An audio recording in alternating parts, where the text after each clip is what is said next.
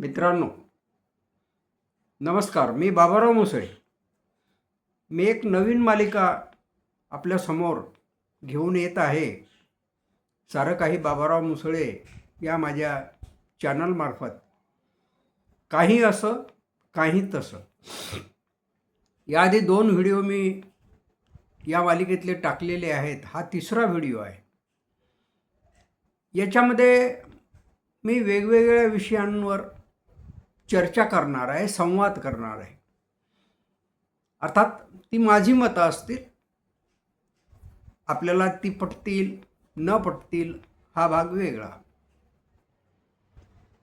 आज मला एका काल परवा झालेल्या वाङ्मयीन कार्यक्रमाच्या संदर्भात काही सांगायचं आहे. आमच्या वाशिमला दिनांक 23 आणि 24 मार्च 2026 रोजी म्हणजे या 2 दिवशी शासनाच्या वाशिम ग्रंथोत्सव 25चा कार्यक्रम संपन्न झाला. 23ला त्याचं उद्घाटन सुप्रसिद्ध कवी इंद्रजित भालेराव यांनी केलं. तर 24ला समारोपाचं अध्यक्षपद माझ्याकडे होतं. अर्थात 2 दिवसही मी त्या ठिकाणी उपस्थित होतो. अपवाद थोडासा एवढाच की इंद्रजित माझ्या घरी आले तेव्हा 1-2 तास मी त्या ठिकाणी नव्हतो. अतिशय छान कार्यक्रम झाला. वेगवेगळे त्याच्यामध्ये उपक्रम राबविले गेले. काही परिसंवाद होते, काही चर्चा होती. लहान मुलांचा सुद्धा त्याच्यामध्ये सहभाग होता. कवी संमेलन होतं, कथाकथन होतं.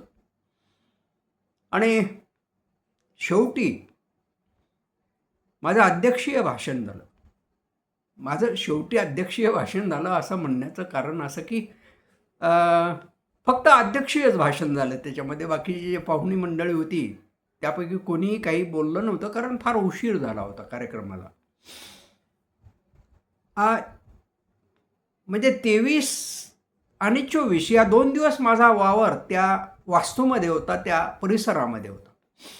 पहिल्या दिवशी जेव्हा मी त्या वास्तूमध्ये गेलो ग्रंथालयाच्या, तेव्हा एक गोष्ट माझ्या लक्षात आली की फार मोठं ग्रंथालय आहे ते. फार मोठं आहे. खूप पुस्तकं आहेत त्यांच्याकडे. आणि सध्या जे ग्रंथप्रमुख आहेत माननीय कातकडे साहेब, तेही खूप त्याच्यामध्ये रस दाखविणारे आहेत. आणि ही फार चांगली गोष्ट आहे आमच्या वाशिमसाठी. तर या ग्रंथालयाच्या वास्तूमध्ये जेव्हा मी गेलो तेव्हा एका छोट्याशा सूचनेनं कॉम्प्युटरवर जी तयार केलेली होती आणि लावली होती एका मुख्य दरवाजाच्या बाजूला, माझं लक्ष वेधून घेतलं. सूचना अशी होती की कृपया कोणीही पुस्तक चोरून नेऊ नये. कृपया कोणीही पुस्तक चोरून नेऊ नये. म्हणजे याचा अर्थ असा की इथे सुद्धा काही लोक पुस्तक चोरी करतात. आता वाचून मला काही फारसं आश्चर्य वाटलं नाही, कारण चोरी कशाची होऊ शकते.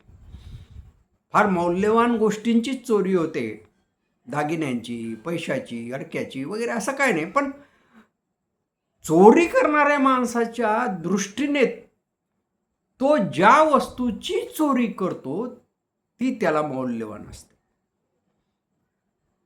आणि मी माझ्या अध्यक्षीय भाषणामध्ये हा मुद्दा घेतला. आदल्या दिवशी आमचे अमरावती विभागाचे सहसंचालक ग्रंथालय विभागाचे श्री पाटील साहेब यांनी एक विधान केलं होतं की जर ग्रंथालय समृद्ध असतील आणि जर वाचकांचा त्याला उत्तम प्रतिसाद मिळणार असेल, प्रचंड प्रतिसाद मिळणारा असेल, तर मग पोलीस स्टेशनची गरज उरणार नाही. आणि मी नेमकं मग त्या मुद्द्यावर बोट ठेवलं की पोलीस स्टेशनची गरज उरणार नाही हे ठीक आहे, पण मग वाचनालयात सुद्धा पुस्तकांची चोरी होते, त्याचं काय? पण ती गोष्ट मी नकारात्मक घेतली नाही, मी ती सकारात्मक घेतली. आणि मी सांगितलं अगदी कुठलीही गोष्ट लपवून न ठेवता की हा अनुभव मी स्वतः घेतलेला आहे. जेव्हा मी वाचक होतो सुरुवातीच्या काळात, अगदी त्या काळात कदाचित मी लिहितही काही नसेन, पण वाचनाची प्रचंड आवड होती. जे दिसलं पुस्तक ते आपल्याला वाचायला भेटलं पाहिजेत असं काहीतरी वाटत होतं. आणि काही पुस्तकं अशी होती की ती चोरण्याशिवाय पर्याय नव्हता. आणि असंही कधी कधी केलेलं आहे की बुवा अमक्याचं एखादं पुस्तक आणायचं आणि ते परतच द्यायचं नाही, हाही प्रकार केलेला. पण पुस्तकांची चोरी सुद्धा केली.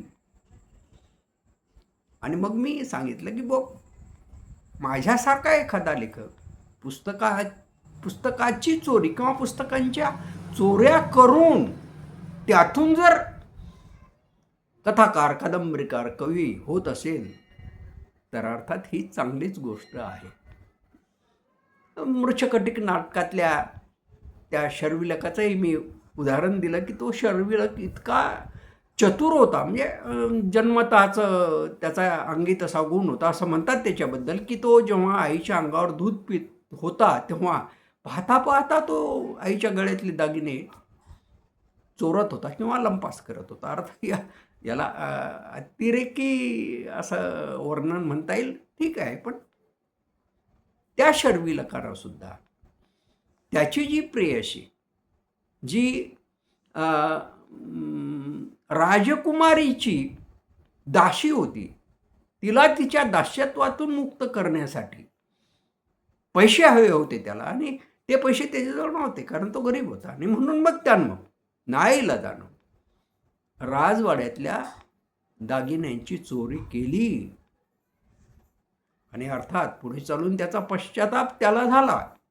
आता हे पश्चाताप होणं सुद्धा महत्त्वाचंच आहे, कारण आपण एखादी चुकीची गोष्ट करतो तर त्याबद्दल जर पश्चाताप होत असेल तर याचा अर्थ आपण संवेदनशील आहोत. जर होत नसेल तर आपण ठार असंवेदनशील बनलो असा त्याचा अर्थ होतो. मला हे भाषण जेव्हा मी केलं त्यावेळेस मला एक गोष्ट आठवली नाही. नंतर भाषण झाल्यानंतर काही माझ्या मित्रांनी मला त्या गोष्टीची आठवण करून दिली. ती गोष्ट अशी की माझी एक कथा आहे, शीर्षक तिचं चोर चोर चोर. आणि मला आठवते की ती कधी लिहिली होती मी. असाच तो कदाचित पहिला ग्रंथोत्सव असावा आमच्या वाशिमचा. एका मंगल कार्यालयामध्ये तो आयोजित केलेला होता आणि त्यावेळी मी कथाकथनाचा अध्यक्ष होतो. आणि बाहेर पुस्तकांची दुकानं लागलेली होती. तो माहोल तशा पद्धतीचा पहिल्यांदा मी पाहिला. आणि मग लक्षात आलं की आपण काहीतरी असं पुस्तकांवरच एखादी कथा सांगायला पाहिजेत. आणि मग बसल्या बसल्या माझ्या डोक्यात एक कथा साकार झाली. त्या कथेचं शीर्षक मी मनानंच तिथं ठेवलं, चोर चोर चोर. म्हणजे माझीही अशी पहिली कथा की जी प्रत्यक्ष कागदावर किंवा शब्दरूपात अवतरली नसताना सुद्धा मी पहिल्यांदा कथन केली.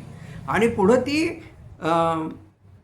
तिथं ज्यावेळी मी कथन केली त्यावेळेस तिचा जो शेवट होता तो ऐकून अनेकांच्या मनामध्ये, अर्थात त्यांच्या भावना ज्या आहेत त्या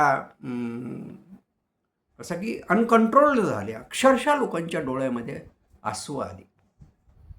त्या कथेमध्ये काय असतो की एक मुलगा ज्याला वाचनाची अत्यंत आवड असते, तो श्यामची आई हे पुस्तक त्याच्या मित्राजवळ असते आणि ते मित्राकडून त्याला मिळायची शक्यता नसते, म्हणून तो त्या मित्राच्या घरी रात्री ते पुस्तक चोरायला जातो आणि तो त्या मित्राच्या वडिलाच्या तावडीत सापडतो. ते मारतात त्याला.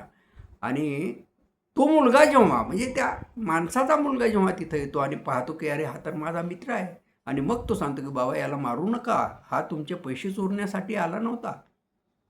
आणि मग तो घरातलं पुस्तक आणून बाबांच्या समोर ठेवतो की हे पुस्तक चोरायला तो आलेला. मित्र, ही कथा मी अनेक ठिकाणी सांगितलेली आहे.